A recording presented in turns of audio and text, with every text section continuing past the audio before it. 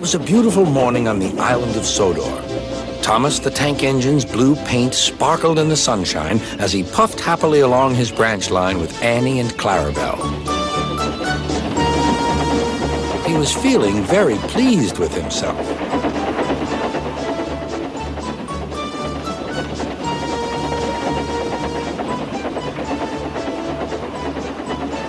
"Hello, Thomas," whistled Percy. "You look splendid."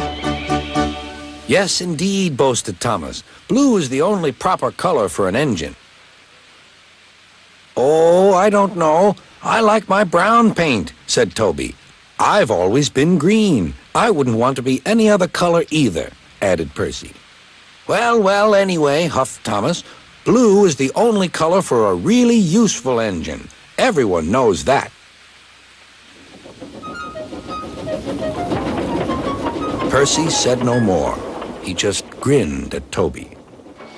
Later, Thomas was resting when Percy arrived. A large hopper was loading his freight cars full of coal. Thomas was still being cheeky. "Careful," he warned. "Watch out with those silly cars."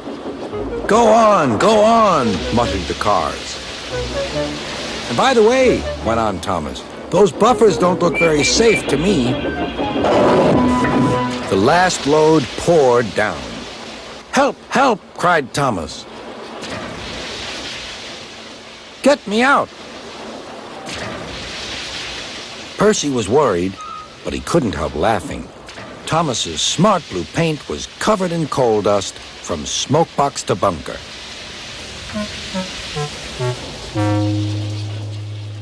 "Ha ha!" chuckled Percy. "You don't look really useful now, Thomas. You look really disgraceful." "I'm not disgraceful," choked Thomas.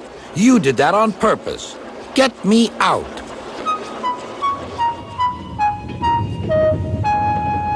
It took so long to clean Thomas that he wasn't in time for his next train.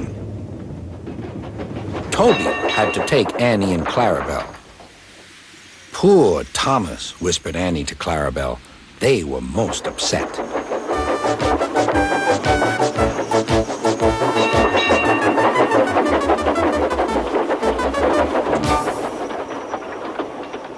Thomas was grumpy in the shed that night.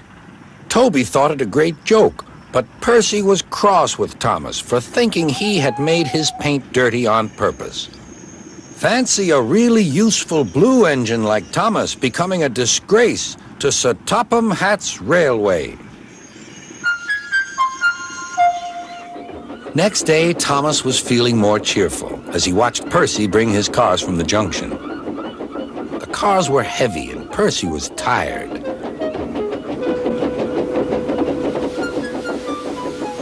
"Have a drink," said his driver. "Then you'll feel better." The water column stood at the end of the siding with the unsafe buffers.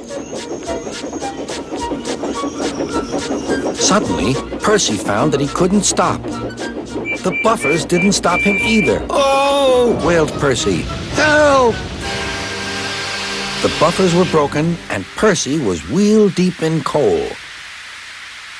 It was time for Thomas to leave. He had seen everything. "Now Percy has learned his lesson, too," he chuckled to himself.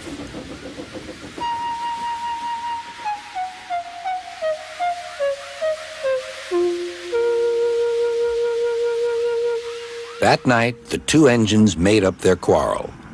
"I didn't cause your accident on purpose, Thomas," whispered Percy.